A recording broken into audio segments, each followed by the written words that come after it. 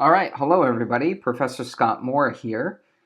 And today I'm going to give a supplemental video lecture for our class Energy Systems and Control, also given by course number CE295. So this supplemental video lecture is really going to go over a detailed practical example of state estimation, where the example is going to be on building temperature estimation. So we're going to consider a multi-zone building in which we would like to estimate the temperatures in different zones. Now, the idea of this lecture is really to go into some detail about how you apply the concepts from Chapter 2 in practice. So the four concepts we talked about are an open loop observer, like a digital twin of our system, observability. Then we talked about the Luenberger Observer, and finally the Kalman Filter and its nonlinear variant, the extended Kalman Filter. What I'm going to do in this supplemental video lecture is really walk through how to use these tools within a real practical energy systems example, namely in the area of building science. So let's get started. I'd like us to consider this three-zone building where we have two rooms and then a hallway separating them. The temperature in each room is going to be given by T1, T2, and T3. Now you'll notice that the temperature in each room evolves according to interaction with various neighboring phenomena. So for example, we have the ambient environment, which has a temperature of T infinity. We call this the ambient temperature. And there's heat transfer that trades between the outside and inside of the building due to the temperature difference between the inside and the ambient outside. We also have these heaters, and these heaters are acting on zones 1 and 3. They do not act on the hallway in zone 2. And we imagine that these heaters turn on and off, where S is a binary variable, 0 or 1, which corresponds to if the heater is off or if the heater is on. Okay? And this is the setup. Oh, and finally, and importantly, we imagine that there is a temperature sensor in the hallway. That is, we can measure the temperature in zone 2. However, our objective is to monitor temperature in all three zones. Zone 1, 2, and 3, that is T1, T2, and T3. Now, you can essentially see this problem, let me go over here, as just an application. Let me actually close all this. It's really just an application of this canonical state estimation problem. So the state estimation problem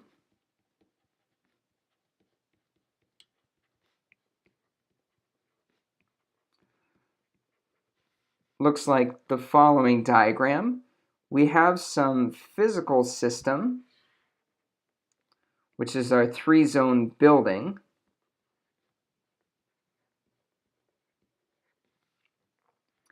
And we can turn the heaters on and off. So U is S, which can be 0 or 1.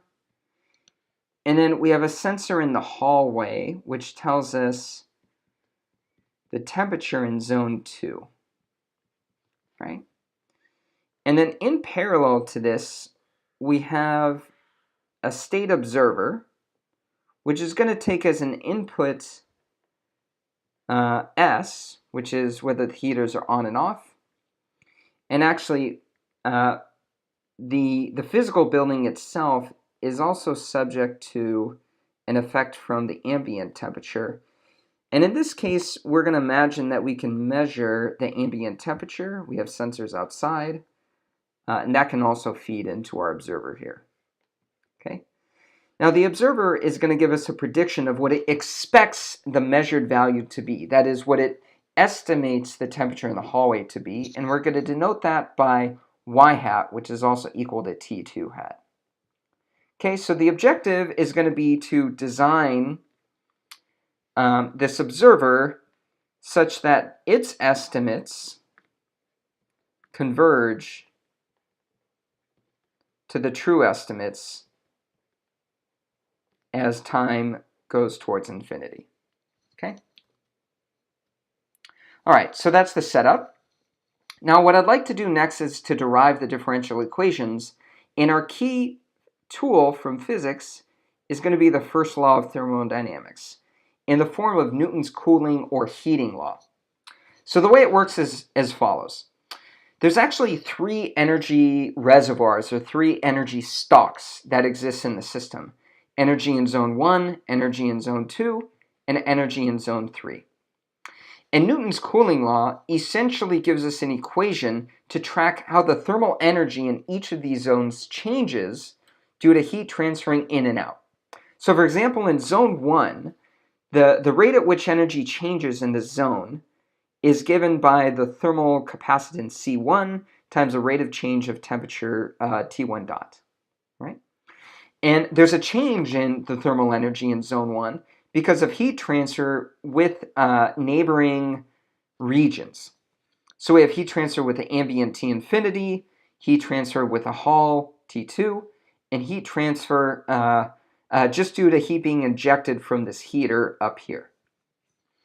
So the rate of heat injection is given by the difference in temperatures divided by the thermal resistance. So for example, heat transfer between the ambient and zone 1 is given by the difference of T infinity and T1 divided by R1 infinity, where R1 infinity is the thermal resistance between zone 1 and the ambient. So you can imagine if there's a lot of insulation in the wall, R1 infinity will be large. It'll resist the transfer of heat between zone 1 and the ambient. And because R1 infinity is large, we're dividing this difference by a large number, so this will be small in total, and the rate of change of T1 will be small. It won't move very fast because of insulation. Now, if R1 infinity is small, that would be like there is not much insulation, or maybe this wall is just a big pane of glass. Then R1 infinity will be a small number. We're going to divide this difference by a relatively small number, so in total this will be big, and T1 will actually move quicker because of less insulation, less thermal resistance. All right, and we'll similarly derive terms for the other zones, and then the only thing that's a bit different is these terms. Here we imagine that the thermal heat being injected into the two zones is given by P, and we basically have 1/2 P being ejected into zone 1 and 1/2 P being injected into zone 2. So P is like the total thermal power being injected into the whole building. It's like the power from the boilers, for example. Now S is 0 or 1. When S is 0, then these terms zero out and the heater's off. It plays no role. When S is 1, then we have 1/2 P being injected into zone 1, and similarly 1/2 P being injected into zone 3. So this now is the thermodynamics of our 3-zone building. Next, I'd like to put it in a state space format so that we can perform the analysis and observer design of Chapter 2. So that's what we'll do next. We'll formulate this state space model. So what I'm going to do is stack the temperatures into a state vector, which we call x, and in this case it's going to be 3×1 vector of reals. And then all the coefficients on the x vector on the right-hand side are going to form this A matrix. Note, by the way, I'm going to divide each equation by C1, C2, or C3, so you can see those in the denominator there. That's going to form my A matrix. Now we also have a couple types of inputs. Namely, we have S, which is a controllable input. Controllable. And then T infinity is not controllable, but it is also an input. So let me just write uncontrollable, because the environment basically imposes T infinity onto our system. Now the coefficients here, this 3×2 matrix, is going to form the B matrix. The output equation is really just going to be temperature in the hallway. So y equals t2. So when I write this in state space form, the C matrix is just going to be all zeros except a 1 to pick off the second state. And then the D matrix here is all zeros because the inputs don't play any role in the measurement of my hallway temperature. Okay? So now I have the state space model, which takes the form of a linear time invariant system.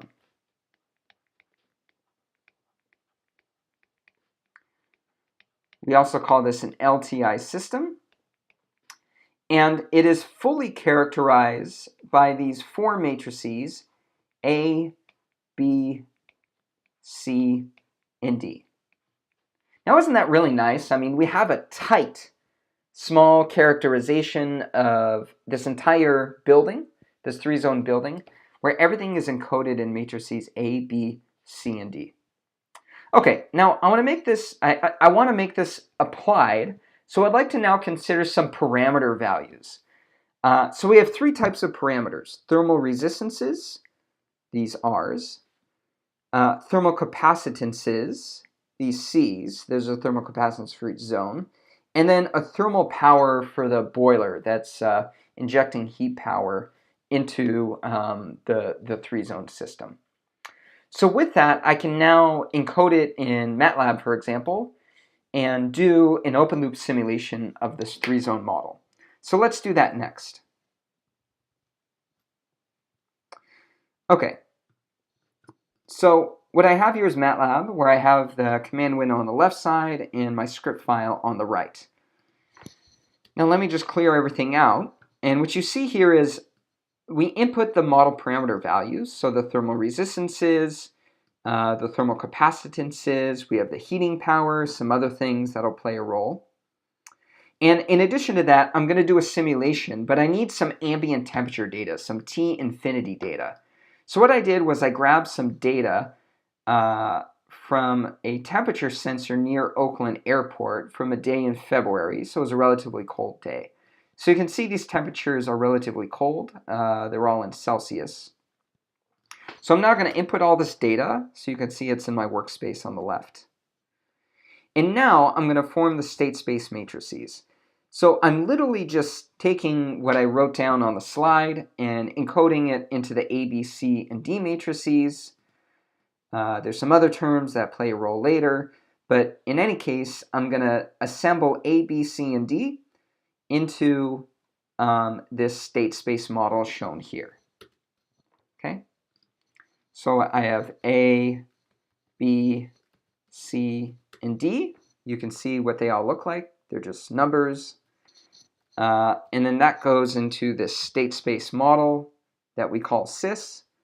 So SIS here you can see is a 3x3 model. It encodes the A, B, C, and D matrices.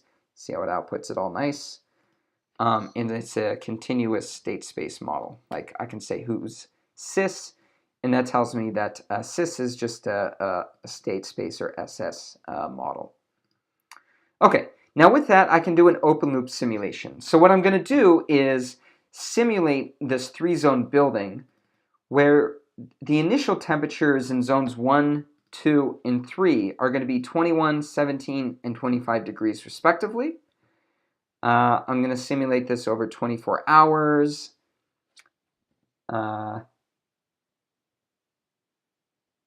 then I have some other things which correspond to turning the boiler power on every 2 hours. So let me just simulate this, and then we'll look at the plot, and we can think about what happens.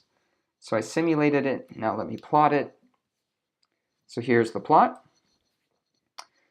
And actually what I'm going to do is look at this plot in the slides, because I think it's a little easier to see. All right. So what you can see here is that it's a pretty cool simulation. Let me break down what's on each axis. So on the horizontal axis, you have time of day. So it's, I think it's 24 hours here. And then on the vertical axis, we have temperature, and the colors represent the temperature in each of the three zones. So green, blue, and red is 1, 2, and 3, respectively. Now, the beige dashed regions indicate when S equals 1. So S equals 1 here, and when it's white, S equals 0. That is, the heater's off. Now, also pay attention to this dashed black line. This dashed black line is the ambient temperature. It's the temperature at Oakland Airport on this day in February, this relatively cold day. So what you can see is happening physically is that when the boiler is on, it's heating up the 3-zone building, and then after 2 hours it turns off, and the building temperature cools down. The 3 zones cool down because the ambient temperature is actually quite cold. Then the boiler turns back on, it starts heating, and then it cools down. So we get this oscillatory behavior because we turn the heater on every 2 hours. Okay? So this is the type of behavior that we are trying to understand in our 3-zone building. There's one other thing I want to point out.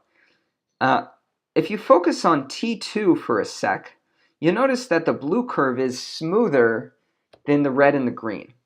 Why? The blue curve T2 is the temperature in the hallway. Now I want you to think very carefully about the temperature in the hallway.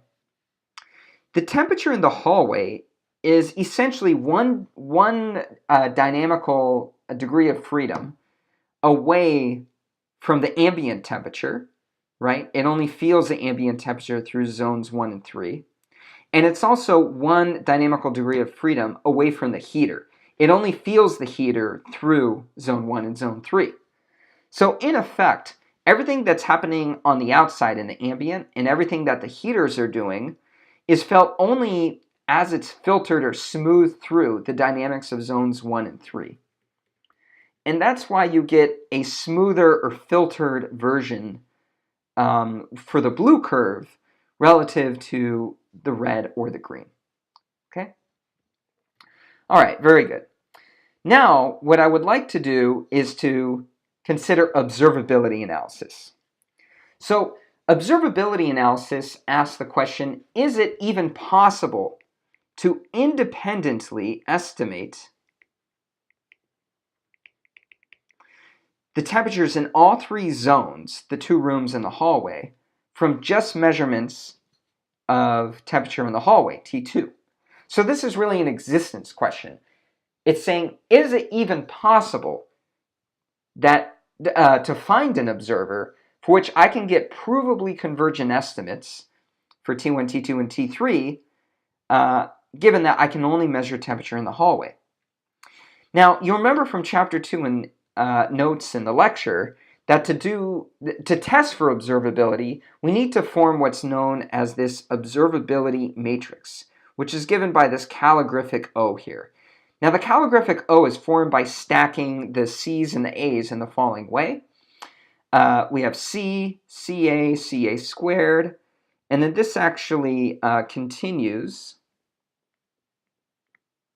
until we get to CA to the N minus 1, where N is the number of states. So if we have 3 states, 3 minus 1 is 2, and this stops at CA squared.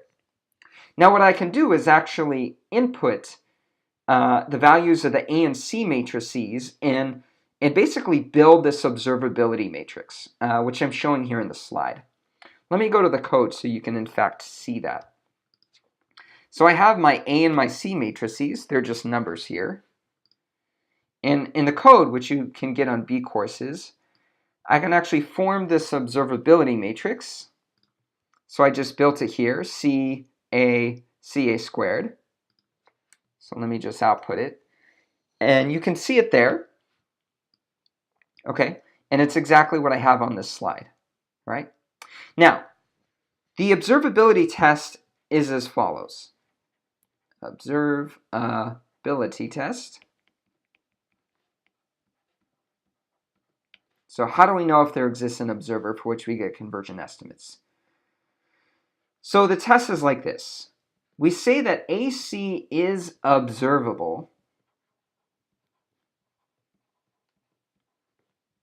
if, and only if, the rank of this observability matrix, this calligraphic O, is equal to the number of states, which in our case is 3. There's 3 zones, 3 temperatures, 3 stalks. Now, what does the rank mean? This is from linear algebra, and the rank indicates the number of linearly independent columns. The number of linearly independent columns. Okay, so that means we have to pay attention to the columns of this observability matrix. So let me draw your attention to the first and third column. What do you notice about them? What you notice is they're identical. Namely, they are not linearly independent. In fact, one is a multiple of the other, where the multiplication factor is just 1. So it's impossible for this matrix to have rank 3 because the first and the third columns are exactly the same. The second column is different from the first and the third. It's not even a linear multiple of the first or the third. So it's independent, and that's why we get rank 2. In fact, if you go to MATLAB and we compute rank OBS of this observability matrix, whoops, let me go back and change something. All right, so I'm going to give away a key point here. Let me recompute all these.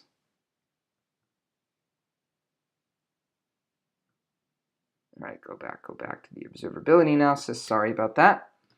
All right, now if we look at this observability matrix, this is exactly what we have in the slides. The first column is exactly the same as the third column. So if we take the rank of the observability matrix, it is just 2. Okay? So the conclusion here, is that no, it is not possible to uniquely estimate T1, T2, and T3 from just measurements of T2. Now that's interesting. It's a negative result. And I want to take a moment to think about this physically to try to understand what's happening. Why is this the case? Why is it with this system it's impossible to estimate temperature in all 3 zones from measurements of temperature in the hallway? So to understand this, I want to bring you back to this table of values. And I want you to look carefully at these values here.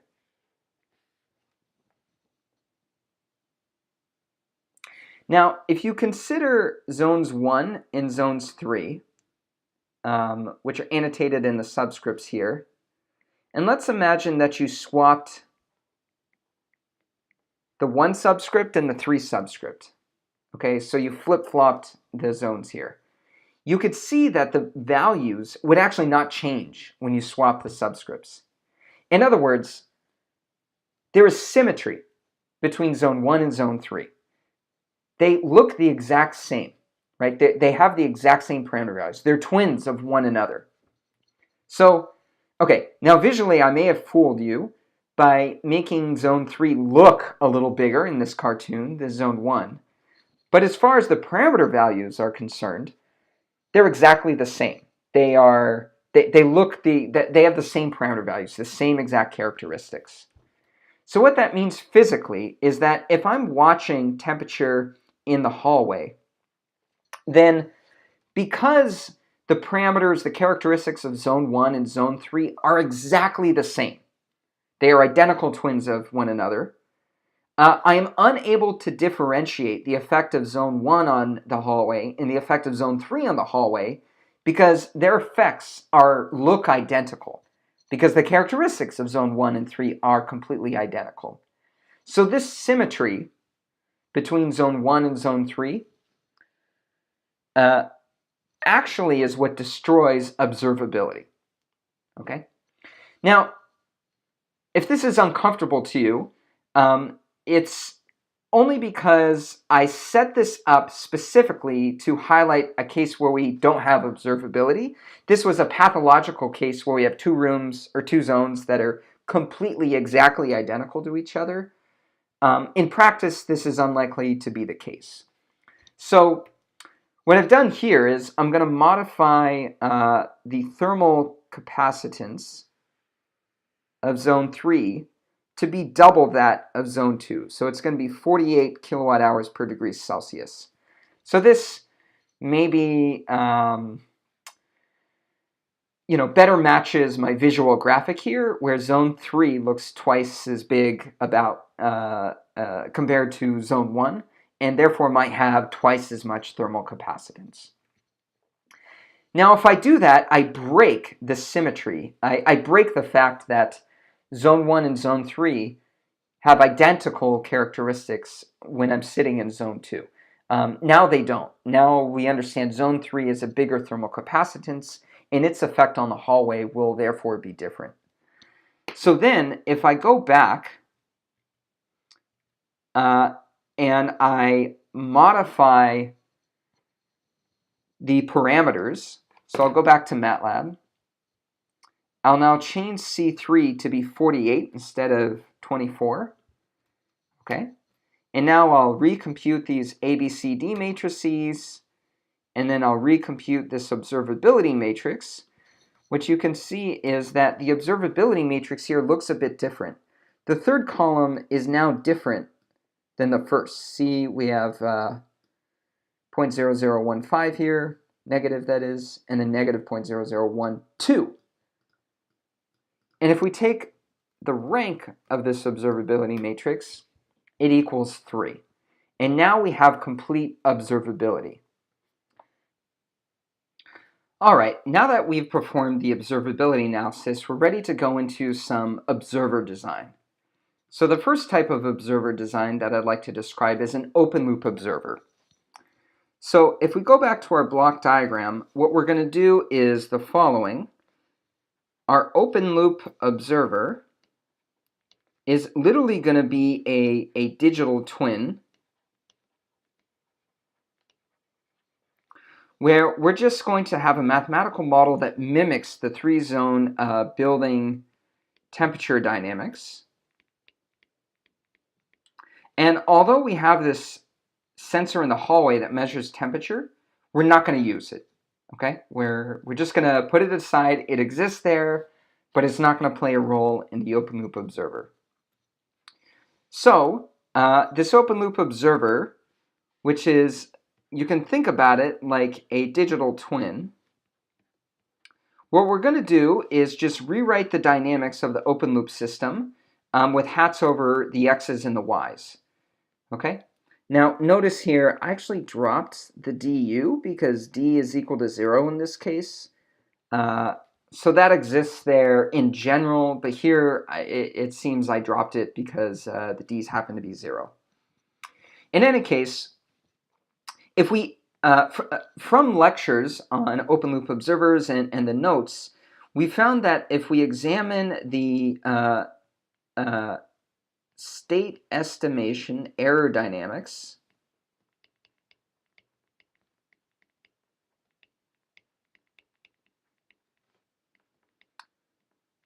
that is the dynamics of x tilde, where x tilde is just x, the true state, minus the estimate from our open loop observer, then its dynamics are given by x tilde dot equals ax tilde.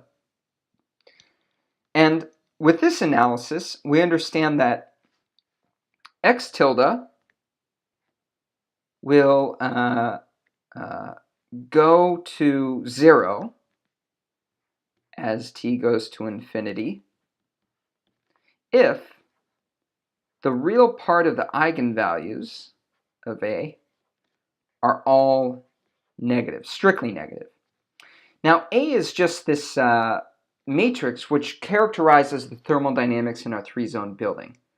And if we compute the eigenvalues of the A matrix, we get the values shown here, which you can see they all turn out to be strictly negative. So this condition, in fact, is satisfied. So what this means is that the open loop observer is asymptotically stable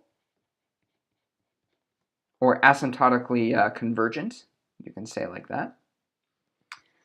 And let's go to MATLAB so you can see how this is computed.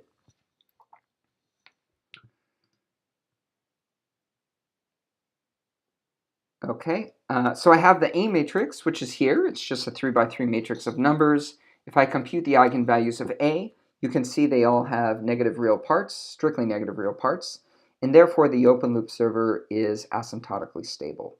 So now what I'd like to do is to just implement this open loop observer. Okay, so I'm just going to put this open loop observer into code. And here's what it looks like. So my open loop observer is actually going to be a digital twin of the true system, ABCD. Now, in the open loop observer, what I'm going to do is initialize the temperatures in zones 1, 2, and 3 to be 17 degrees. Now, you'll recall from the simulation before, they don't start at 17 degrees, but the whole game, the whole setup of this chapter is that we don't know the actual initial states, and we'd like to estimate them. So just to initialize it, well, the initial guess will be 17 degrees Celsius for each of the 3 zones. Now I'm also going to create this input vector, which is the ambient temperature, which I got from the Oakland Airport data.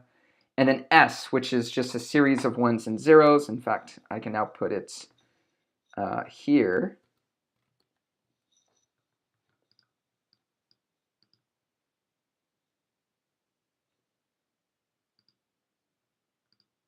Oh, I have to rerun my data.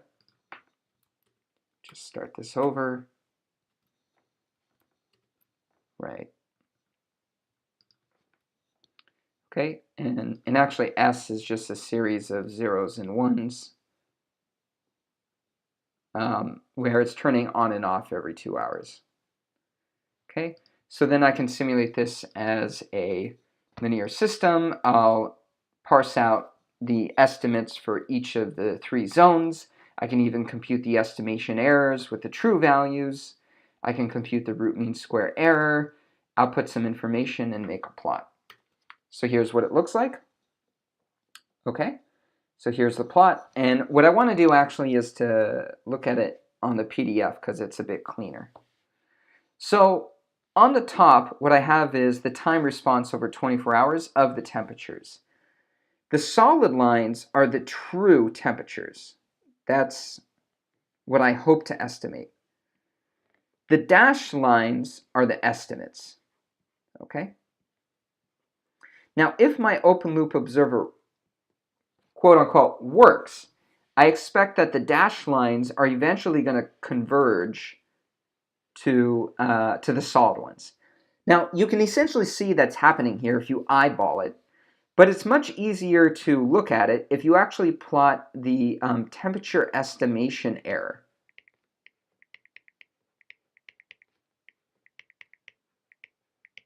That is the T1 tilde, T2 tilde, and T3 tilde. So if this goes to 0, then we know we're converging to the true values. So you can see that the initial values are not all 17, right? They're all off. But eventually this converges towards 0. So the open loop observer works in the sense that the estimation error goes to 0 as time goes to infinity. However, let me highlight one point. Suppose you wanted to understand how long does it take to get within 1 degree Celsius error. Now, if you look at this, it takes, I don't know, maybe 7 hours. Are you satisfied with this? If you want to monitor building temperature in these zones, are you willing to wait 7 hours for your algorithm to eventually catch up to the true temperatures? The answer might be no. I mean, you might hope that it converges within just 1 hour or maybe 30 minutes, something like that. Now, why is it so slow? It's so slow because the rate at which the estimation error converges is governed by the eigenvalues of the A matrix, right? This is the analysis that we did on the error dynamics. Now, this is A governs the rate at which the estimation error dynamics converge for this open loop observer, but A is also characterizes the rate at which the thermodynamics in the building evolve themselves. In other words, The open loop observer works, but its convergence, its speed, is given exactly by how quickly your energy system itself is moving. So it takes the open loop observer on the order of hours to eventually converge to the true value, because it takes the system itself to on the order of hours to move up and down. Said another way, if we're just using a digital twin, the digital twin only moves as quickly as the true system because it's a digital twin. And it cannot move faster because it's a digital twin to eventually converge to the true values. And if you look at the math here, you can actually see that there's no parameters I can play with. There's no tuning knob. It's just a digital twin. I just write it down, implement it, and I'm done. So that really motivates the Luenberger Observer, because the Luenberger Observer has a knob, something I can tune to speed up the estimation convergence. So let's now talk about the Luenberger Observer. So here's the equations, and let me actually look at the picture first. So the Luenberger Observer is now going to take advantage of the fact that we have a sensor inside the hallway.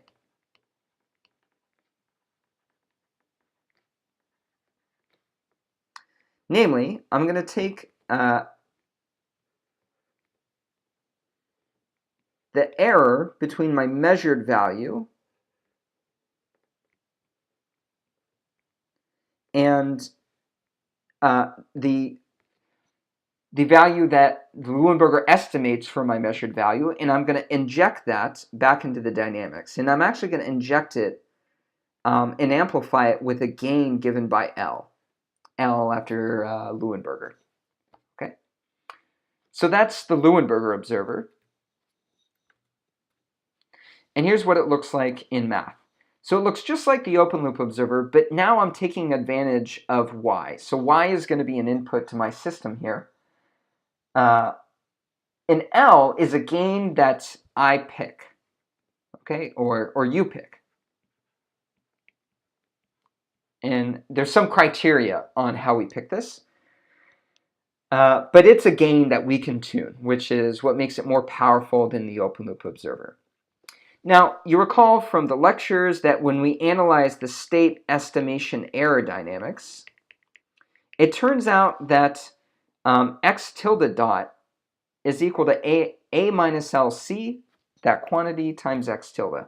In other words, the rate at which x tilde goes to 0 is governed by the eigenvalues of a minus LC. So what we want is to pick L such that the eigenvalue, the real part of the eigenvalues of a minus LC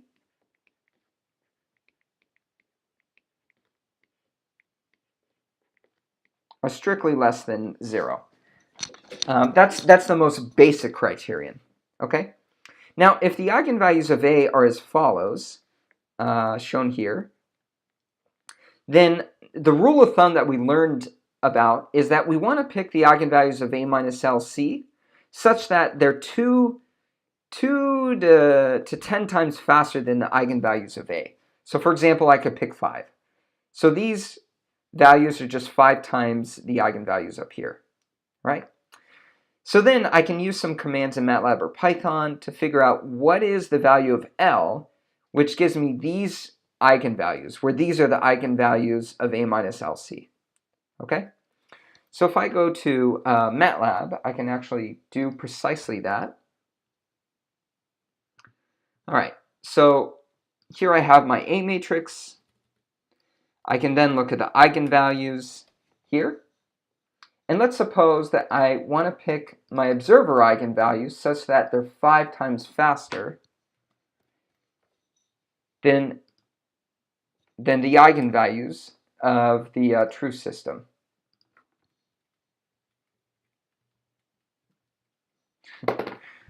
Whoops. Slippery fingers. All right. There we go. So we have lambda, which is the eigenvalues of A, and then lambda obs, which is 5 times faster. You can just see that there are 5 times these values. Okay? Then we can find the Luenberger gain, the observer gain L, such that A minus LC has these desired eigenvalues. And I can use this command, the place command in MATLAB or the ACR command in Python. So it turns out this is what L needs to be to place the eigenvalues 5 times faster than the eigenvalues of A. Okay, so this is what I get. And with that, I can now code up the Luenberger Observer. Now to code up the Luenberger Observer takes just a bit of pencil and paper. Okay, so on this slide, what I've done is written out the dynamics of the Luenberger Observer. X hat dot equals AX plus BU plus the observer gain L times the quantity Y minus Y hat. Now, note that Y hat is just equal to CX hat plus DU. So when I plug that in to this expression, what I'll get is the same first two terms plus L times the quantity Y minus CX hat minus DU. Now, what we're going to do is collect like terms.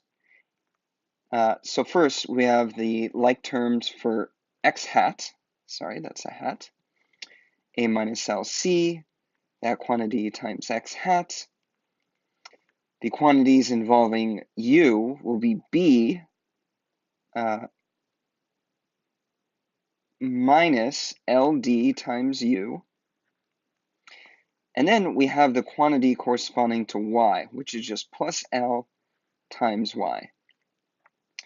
Now, if I write this final result in a matrix vector format, what you'll see is we have A minus LC, times the quantity X hat, plus a row vector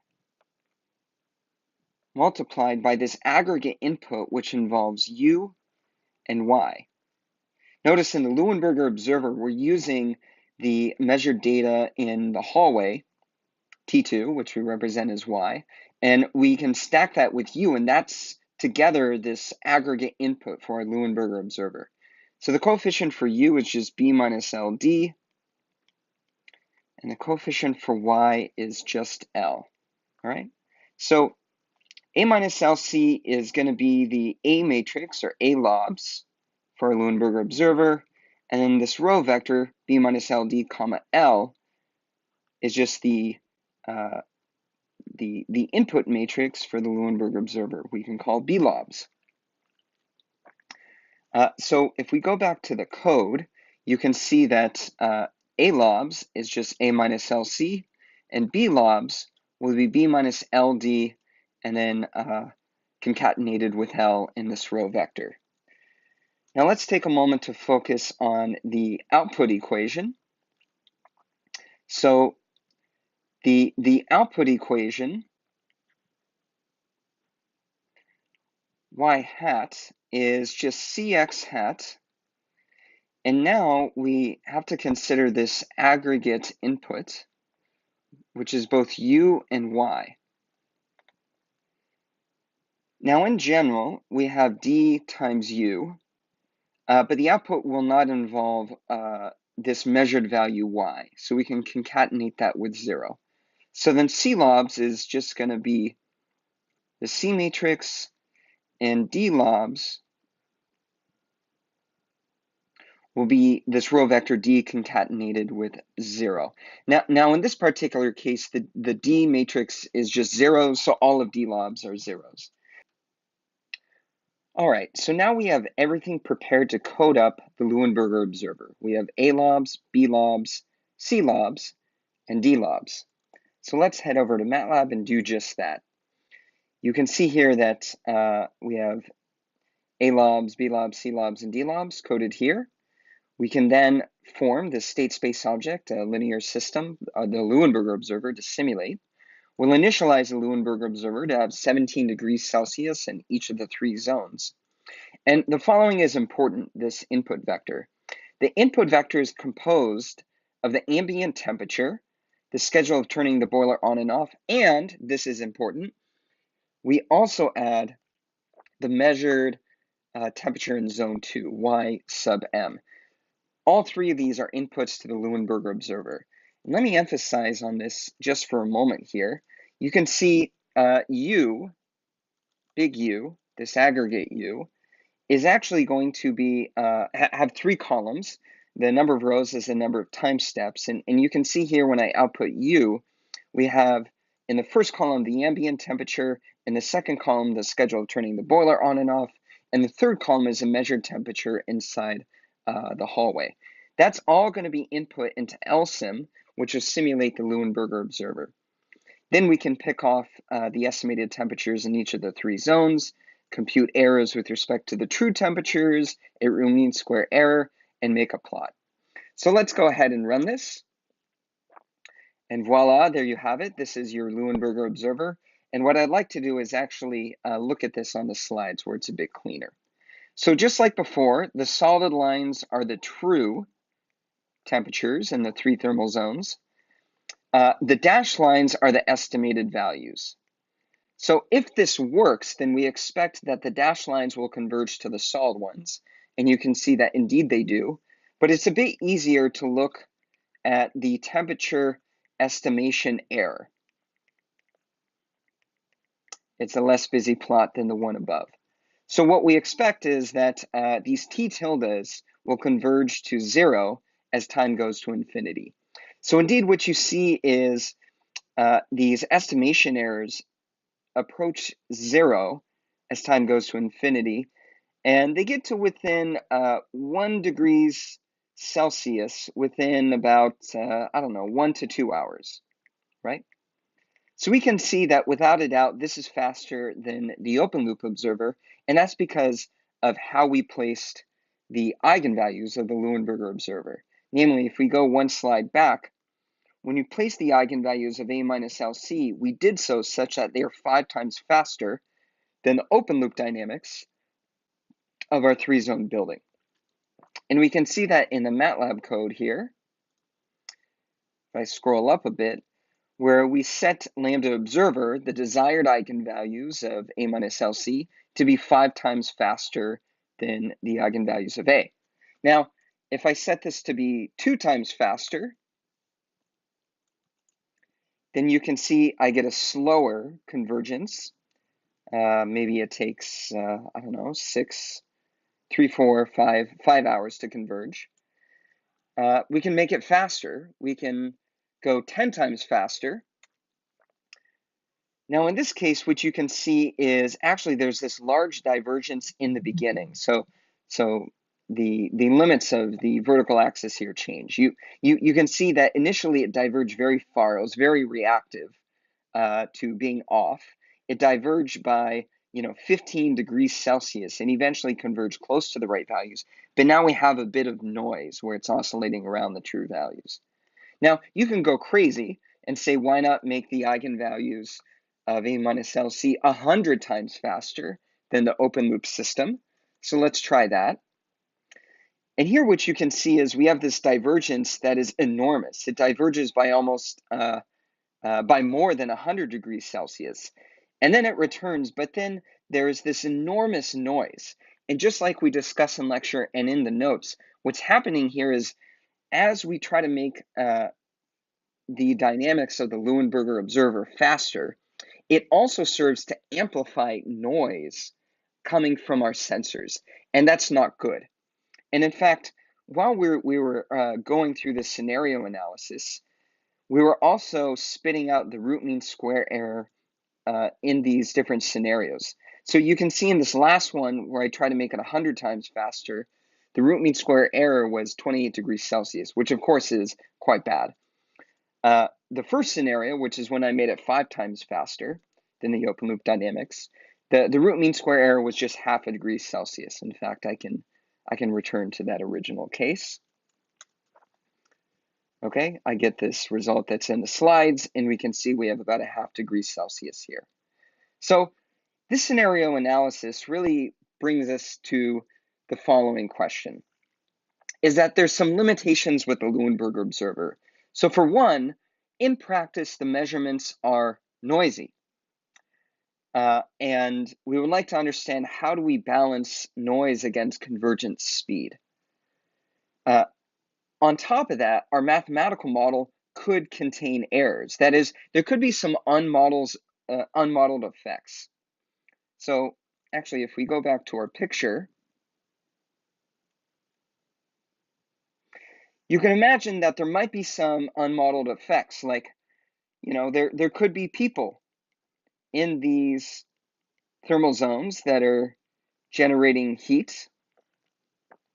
There could be a window which is releasing heat to the ambient environment, or maybe there's a door here, right? That is being opened, and when it opens, it also releases heat to the ambient environment.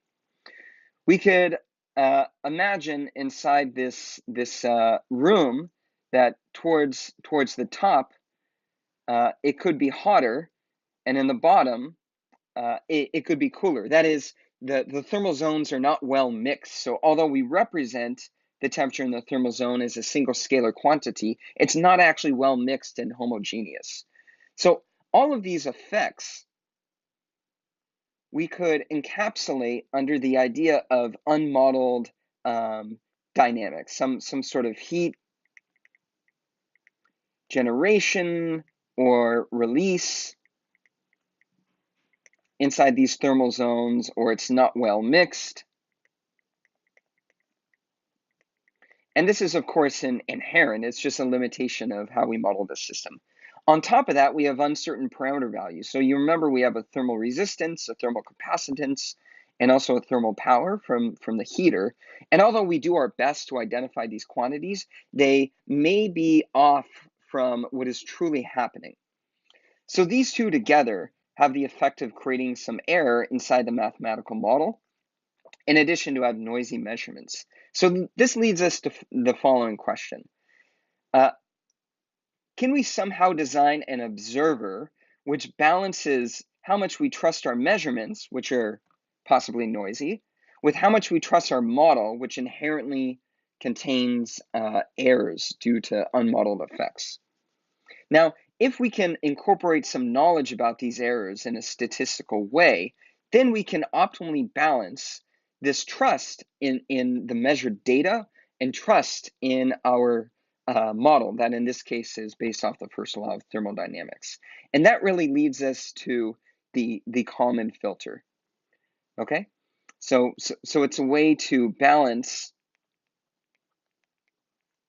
trust or distrust, if you're a glass half empty type of person, in the measurements and the model. So as we discuss in lecture and also in the notes, the Kalman filter looks a lot like the Luenberger Observer, but with some added equations. So the first thing you should notice is we have this output air injection, just like the Luenberger Observer, output air injection. However, importantly, this observer gain L is time varying. See, it's a function of time. And it is computed by equation 16, which is the product of these three matrices. And this product involves some matrix sigma, which is time varying. So the time varying property of L is inherited from sigma. Now, sigma is generated from the following matrix differential equation. Matrix diff EQ, where sigma is actually an n by n matrix. In our case, it's 3 by 3 because we have 3 states. Okay. Now this is crucial. This is the added components of the Kalman filter with respect to the Luenberger Observer. And if you do the analysis on the aerodynamics, you'll find that the evolution of the state estimation error is given by something that looks similar to the Luenberger Observer, where we have A minus LC, but importantly, L is time varying here. So the eigenvalues are actually varying in time as well. Now, I'd like to break down a few things that play a role in the Kalman filter.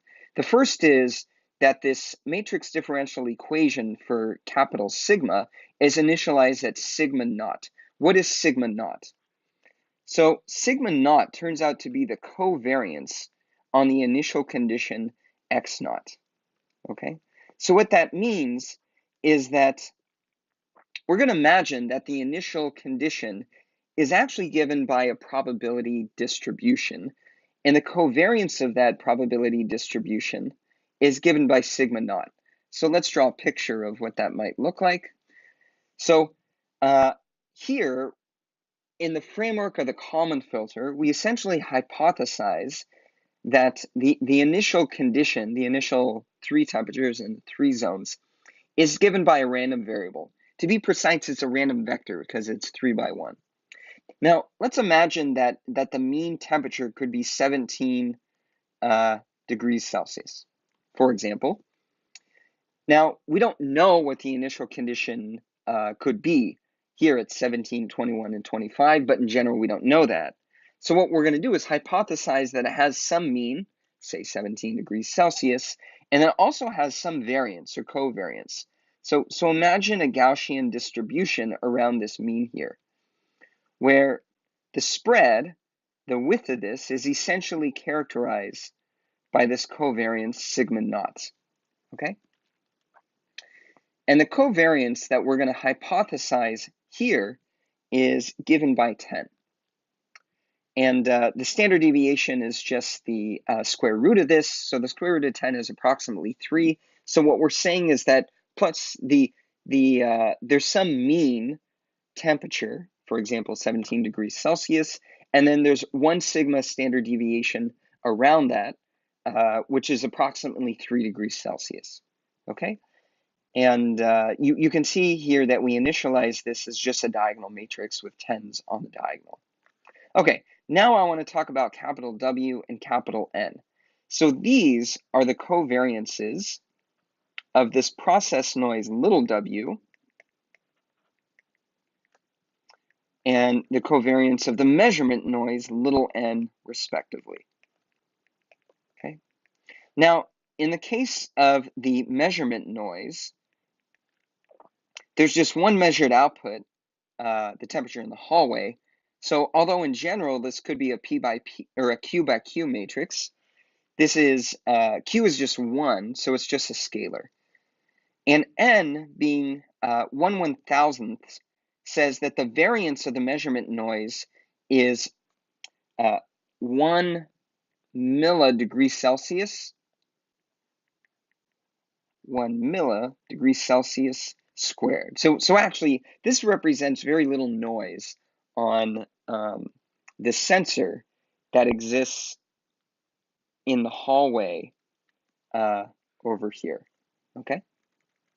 Now also, we have some unmodeled effects inside the thermal zones, like heat generation from people or windows or doors being open, or it's not well mixed.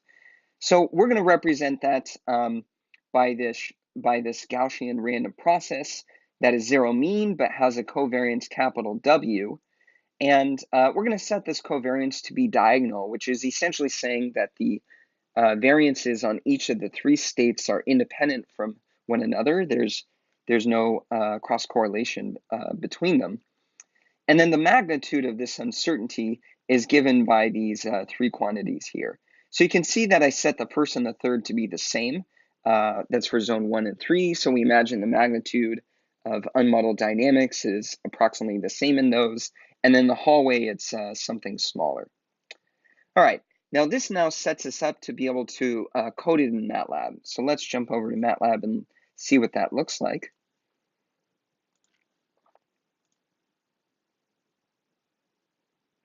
All right, so in MATLAB, we have these noise covariances for W.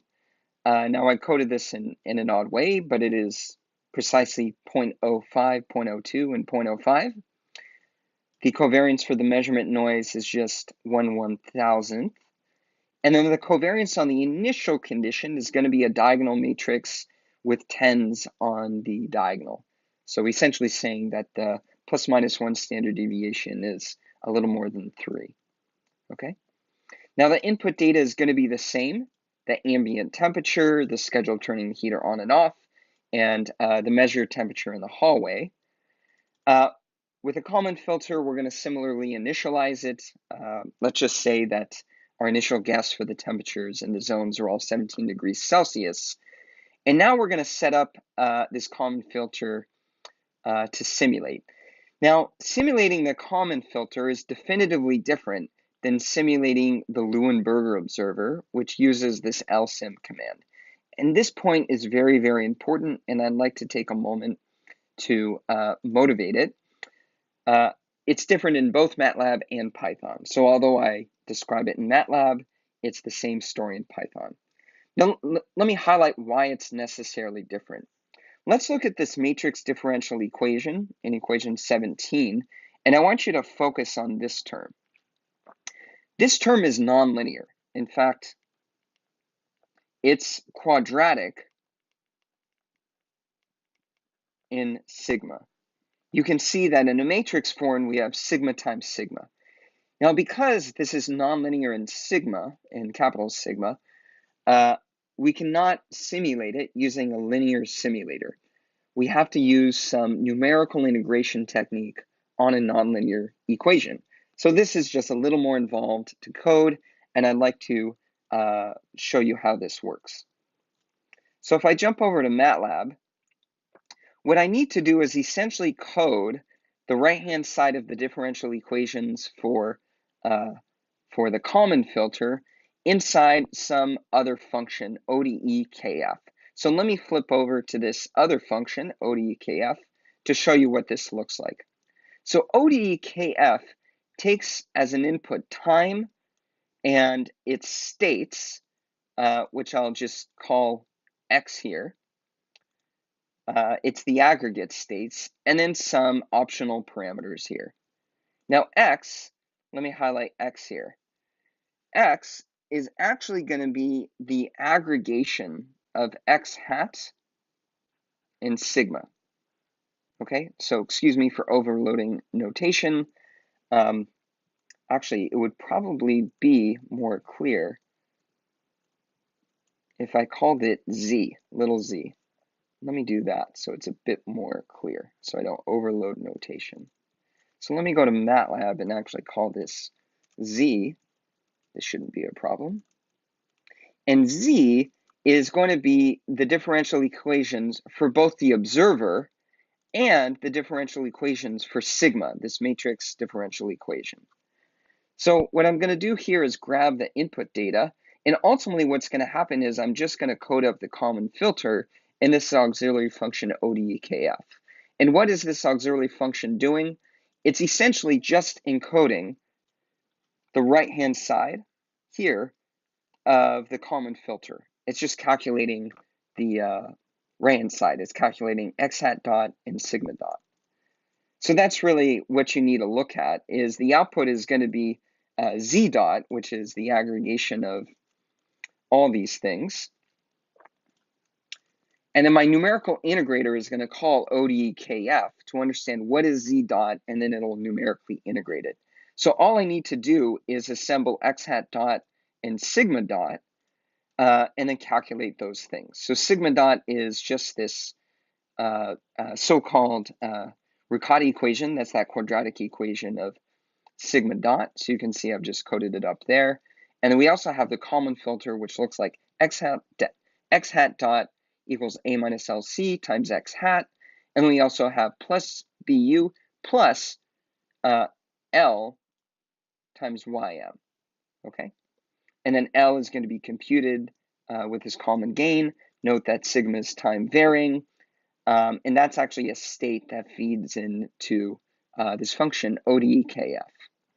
So that's a separate function in MATLAB, and actually it's going to be defined in line of your IPython notebook if you're using Python. And what you're going to use is a numerical integrator, for example, ODE45 in MATLAB or ODE-int in Python. And what this numerical integrator is doing is it's just numerically integrating the nonlinear differential equations, where I need to feed it this nonlinear function or a handle to it in the parlance of MATLAB. And then I tell it what all the inputs are. And then I give it a time vector and also the initial states. Okay, so this is my initial guess for the states here. Now what you'll notice is that I need to give it initial values for not just x hat, but also sigma. And what I've done is the initial values are just sigma naught, which is assuming a variance of 10 on each of the three states. Now, one thing that's admittedly odd here that I want to highlight about the implementation is that sigma is actually a 3x3 matrix, but to input it into this numerical integrator, I actually need to reshape it or resize it into a 9x1 vector, because sigma 0 here is 3x3. So that allows me to aggregate this 3x1 vector x hat naught with sigma naught, which is going to be 9x1. So in total, the states, the size of states naught is going to be 12x1. So let me actually just calculate this bit so you can see it. And the states 0, you can see here, is actually a 12x1 vector. So if I say size states 0, you can see here it's 12x1. You'll also notice that in the ODEKF function here, Z is something that's 12x1. It understands it as 12x1.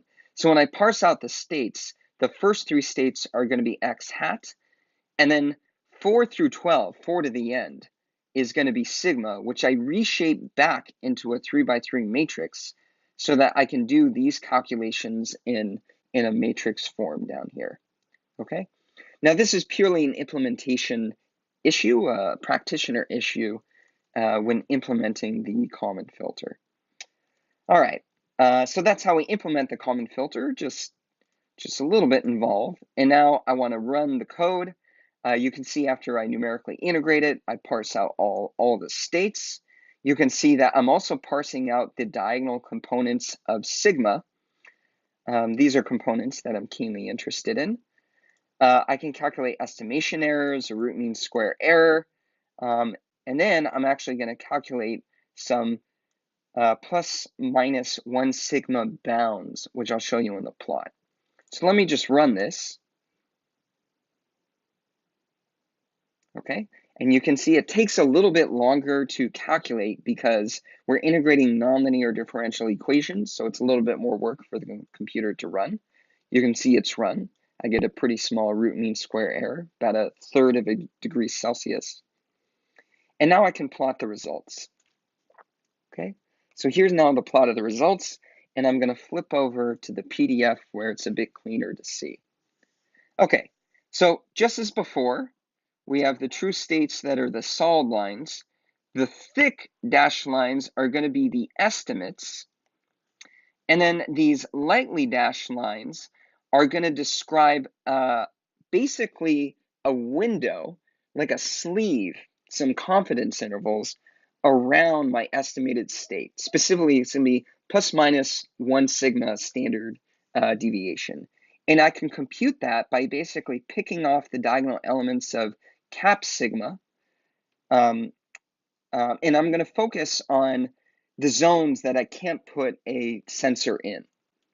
So remember in this picture of my 3-zone building, I can directly measure the temperature in the hallway. So I'm keenly interested in getting confidence intervals on T1 and T3 because I can't directly put a sensor in those. So I'm really going to focus on those in the Kalman filter and draw some confidence bounds around that. In fact, the confidence bounds you can see more clearly in this picture of the temperature estimation error. Okay, now let me flip back over to MATLAB, make this big, and just zoom in a little bit to one area. I don't know, let's go here, for example. And what you can see with my cursor is that we have the true value for, say, T3, the red solid line. The estimated value is the dashed red line that is tracking it pretty well. And then we have some red dashed lines that are around it. And this is like a sleeve, a confidence interval around where I anticipate the true state to be. It is effectively representing the spread of a Gaussian distribution around the mean estimate, which is given by T3 hat, okay? And we have a similar thing happening in green. And this can be seen clearly as well if I focus here on the estimation error. So we have both estimates, and then we have this confidence interval around it, which is just representing a Gaussian distribution around our true estimate. So if we go to the slides, the way I want you to think about it is our estimate is not just a point value, but it's actually like a Gaussian distribution around. Our estimate is not just a point estimate, it's actually a Gaussian distribution of what we expect the estimate to be, okay? So that's pretty cool. And in MATLAB, we can play with this a bit.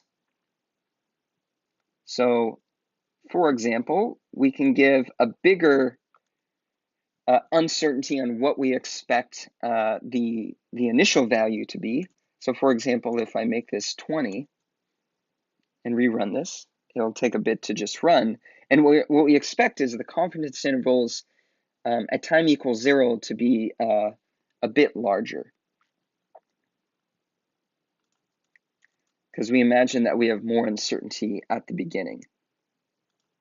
And in fact, if you compare to before, you can see that we have bigger uncertainty, say around the green or the red, which then closes down as time moves forward because we gather more data and become more confident about our measurements.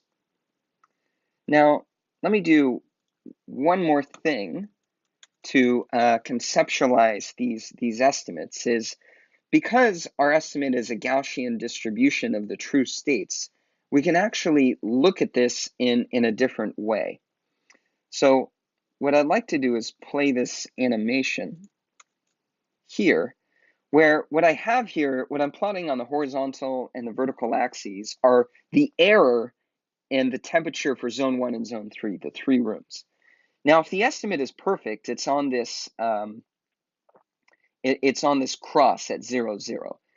Now, the mean estimate is given by the red dot, okay? What this ellipse represents is an ellipsoid of confidence, namely a plus minus 1 sigma confidence ellipsoid around this mean value.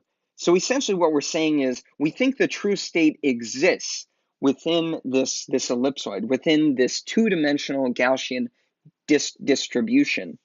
And that's how we represent our estimate. So it's very nice is actually that the true value, namely the origin here, is always within this plus minus 1 sigma confidence ellipsoid. So that's pretty cool. We actually get a multivariable statistical characterization of our estimate. And you can see over time, it essentially converges closer and closer, and the confidence ellipsoid well, it won't grow as time moves on. It'll get tighter compared to the initial condition. Let me actually run this one more time from the beginning. You can see how it starts off far away. It gets more confident as it gathers more data, and over time, it converges to around the origin here. Okay, so that's pretty cool. Now, I want to discuss something a little more involved. So that is what happens when you have nonlinearities. So I'd like to actually look at a physical sensor that you might actually use inside a building. So what we have here is actually a thermistor, namely, this is a temperature sensor where the actual true temperature is given by a nonlinear function that corresponds to this resistance. So in other words, this temperature is effectively a resistor, where the resistance of this resistor is a function of its temperature, okay? So if I can measure the resistance of this sensor here, then I can use this relationship, basically invert it,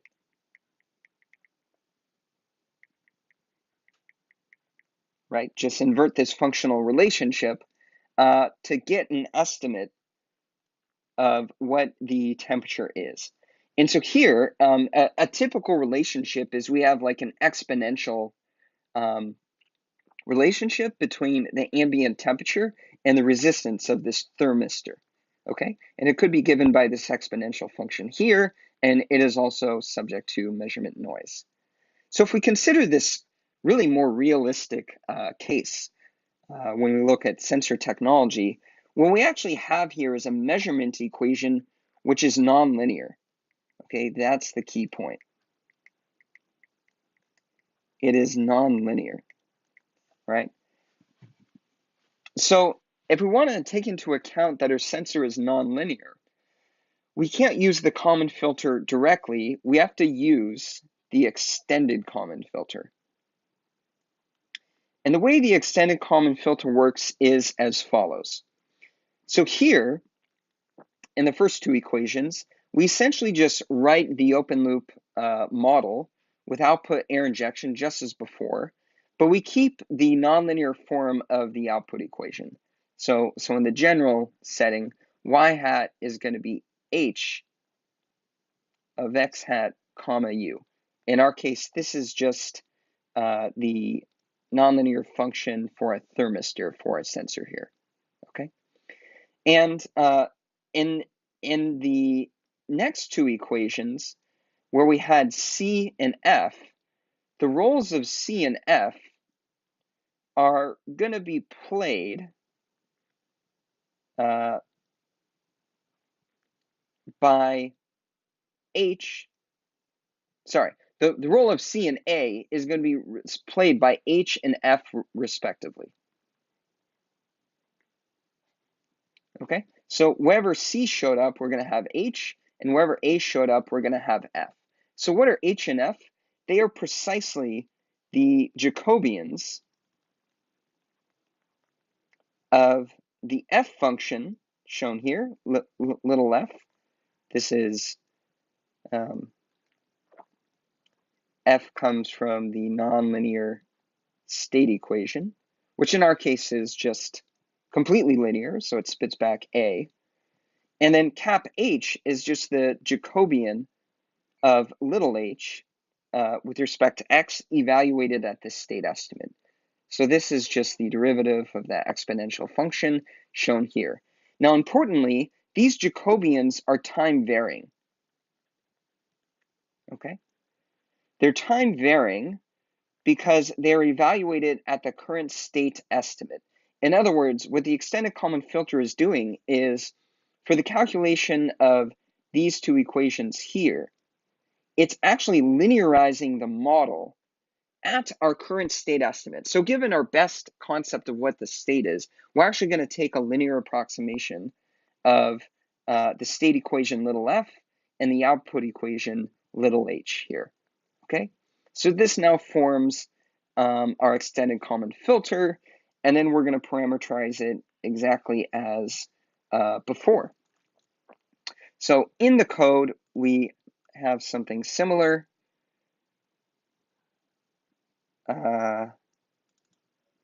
Where here we have a new function ODEKF, where what's different now is I have to compute these Jacobians, okay, which is just these derivatives that I can take by hand.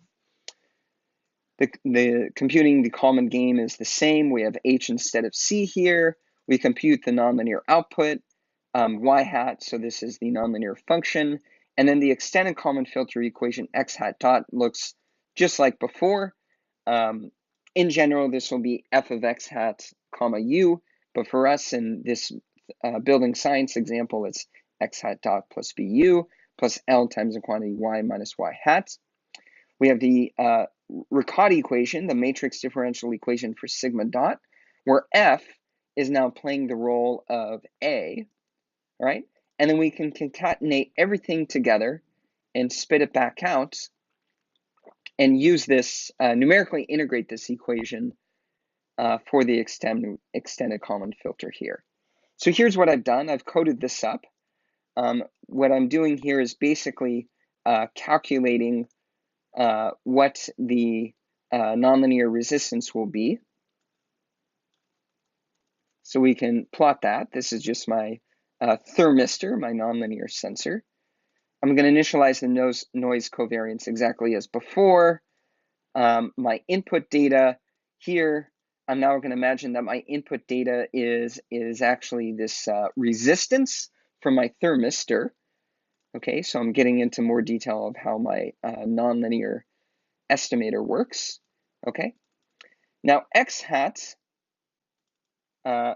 let's assume that it's initially all 17s.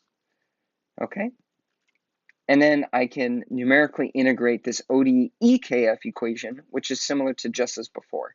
And then I can pick off the states, compute errors, a root mean square error, and so forth. So I'm going to let this run. And it's actually going to take even a bit, oh, it ran pretty fast, okay. It takes just a bit of time because it's integrating nonlinear equations. And now I can simulate the results here. And it looks pretty similar to before, in fact. You can see that there's a bit of divergence happening here at the beginning. So something wilder is happening with the initial states, and that has to do with the nonlinearity of the initial output.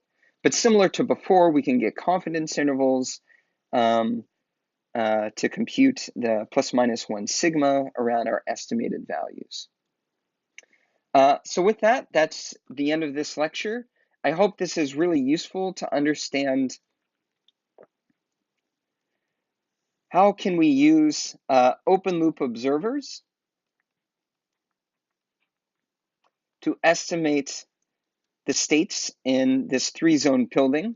What we discovered with the open loop observer is that it indeed converges, so it heads towards infinity, but the convergence can be slow.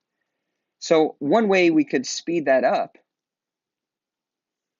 is with the Luenberger Observer, and we did that by placing the E values of A minus LC to be between 2 to 10 times faster. We discovered that if we try to make it really fast, it amplifies noise. So that brought us to this Kalman filter as a way to optimally balance trust in your measurements in your model. And what's pretty cool about the Kalman filter is we don't just get single values for the estimates. We actually get a probability distribution, namely Gaussian probability distributions. And because it's multivariate, it's actually a Gaussian random vector. And so with big sigma, that characterizes the standard deviation around the mean estimate value. Then we started to think about what happens if there's nonlinearities in our system. So we imagined that this temperature sensor was actually a thermistor, which had this nonlinear, namely exponential relationship, where the resistance is this exponential function of temperature. And for that, we could design an extended Kalman filter. On top of that, we discussed this notion of observability, where you remembered where we had